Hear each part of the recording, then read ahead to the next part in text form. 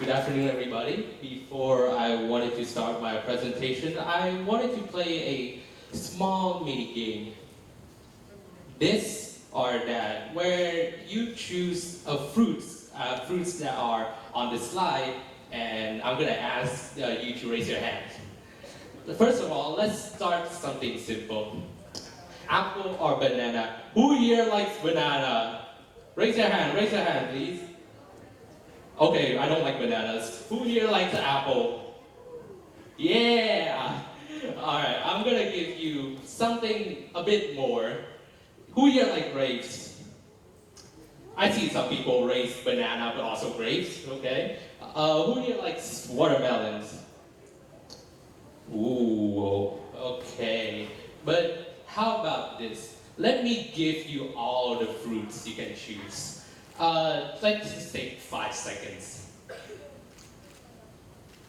So when you were choosing these fruits, do you notice your mind changing? Like that small little hesitation or that second guessing?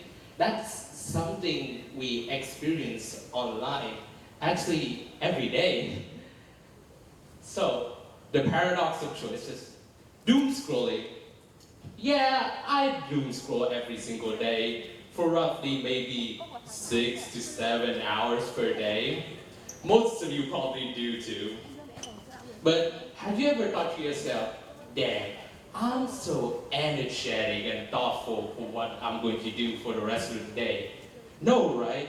Instead, you feel drained and unfocused most of the times. It's strange, right? We live in an age of endless options. In the past, it was quite more simple. The goal was to survive and thrive within the society. Even though it was straightforward and limited at times, it was certain. But now we have choices for everything, like what should we eat for dinner, what should we dress for on this stage right now, or maybe even what major to apply to. Somewhere along the way, you start to feel like every choice defines who you are, and you have to make that choices perfectly. That's what psychologists call it, the paradox of choices. So what's going on here? Psychologists call it the paradox of choices, or to simply put it, the more choices and freedom we have, the more anxious and less happy we become. Barry Schwartz, a professor of psychology at Swarthmore College, studied this idea and showed that when choices increase, satisfaction actually decreases. Think about it. Let's say you are planning to buy a brand new pair of jeans, but there are hundreds of different styles. Let's limit it down to 3: skinny jeans, straight jeans, and relaxed jeans. Okay, let's say you wanted to buy relaxed jeans. Great. But on the way home, you start to ponder with yourself, did I make the right decision? Did I make the right choice? Even though you already make a decision, you might still find yourself dissatisfied at times. That you have this constant pressure to make the right decision. Let's compare this back with the past. As I said, in the past we have limited choices, but it was quite more certain. Now we have unlimited choices. Every single thing becomes a choice. And it just leaves us more overwhelmed than ever. Somewhere along the way, we start to feel like every choice defines who you are, and that we have to make it right, or in other words, if we don't, it means we failed. So the social and technological context. Today, every choice feels public, as if on social media, you have to show that you make this choice and you show it to everyone, as if we're the puppet and they're the puppeteer. Technology also makes it worse, as it gives you the illusion of freedom with infinite recommendation, infinite choices, and just infinite scrolling. But here's the cultural twist.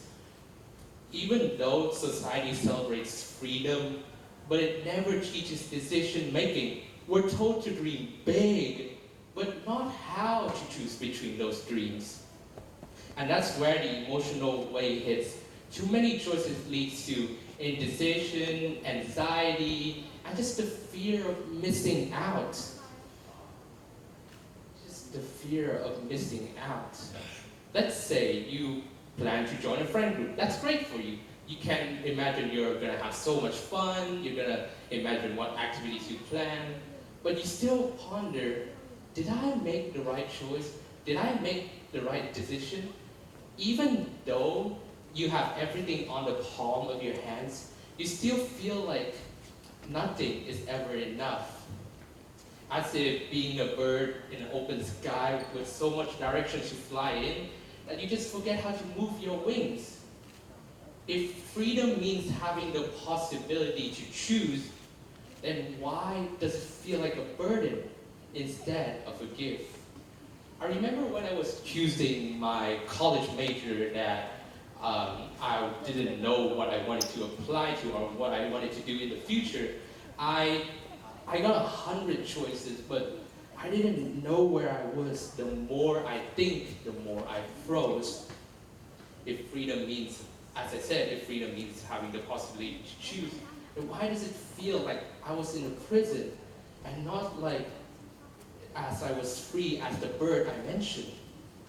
So, how can we respond to this? Before I wanted to say something or to talk about solutions, I wanted to say something yet strong but also simple. It's going to be okay. It's okay if you can't make a decision right now. It's okay if you don't know what decisions or what path would lead you to. But there are some ways to make decisions feel less like a prison and more like a privilege. First of all, focus on values. What does it mean by focusing on values? Focusing on values means asking yourself the question, what matters to me? What makes me happy or feel satisfied? Not what others expect of you or what impressed others, but it's making what actually matters to you. Is it for creativity? Is it to have an impact? Is it just for personal growth or stability? Even though we can't know what our values are, it's okay to find out what it is. Second of all, to set limits. It might sound strange and crazy at first, since freedom without limits is chaos. Let's say you have 100 choices. Your brain will start to panic. But let's limit it down to 3 choices. Your brain will start to focus. Try the top 3 rules where you list out the 3 most essential and serious rules or choices that you would pick from the 100 choices you have at first. This way, you'll be able to feel less overwhelmed and more lightened with what you do. Let's go back to the example I had, where I was choosing between my majors, but it felt like I had too much in mind. So I list out 3 majors: data science, art, and theater. Then I realized that data science is my best actually. So I chose it. And with one afternoon, I decided on it and stopped overthinking for weeks and months. Finally, to commit. No choice is perfect, but once you commit, it becomes a meaning. It becomes something that you wanted to do. At first, if you start to choose something, you might feel like you don't want to do it. But once you commit, you ask yourself the question, what can I do the best out of this? What can I be the best out of this? What do I get out of this? Instead of asking yourself, did I make the right decision? With this, you are able to find your own path, align and create a path where you want it to do in the future. When we choose decisions, or when we make decisions, we create directions for ourselves. But when we commit, we create meaning. Remember when I talk about doom scrolling? Yeah, it's just another form of endless scrolling without meaning in it, well, another endless of seeing through videos without doing anything. Well, I try to limit myself to one decision per day. What I wanted to eat. Okay, I wanted to eat beef and steak. Well, what I wanted to dress. Okay, I wanted to dress in black and white. I try to limit that to feel less overwhelmed. Even though if you can make a choice right now, you start to feel overwhelmed, but it's okay if you can make a choice right now. Making a decision late or early doesn't define who you are. It's shaped by the one we made. And that's it. We just have to figure out, not really figure out, but rather find our, just wait and you'll be able to find your own decision. It's, even though it might take a while, but in the end, who we are shaped isn't defined by our decisions we have, but it's defined by the one we made. Thank you.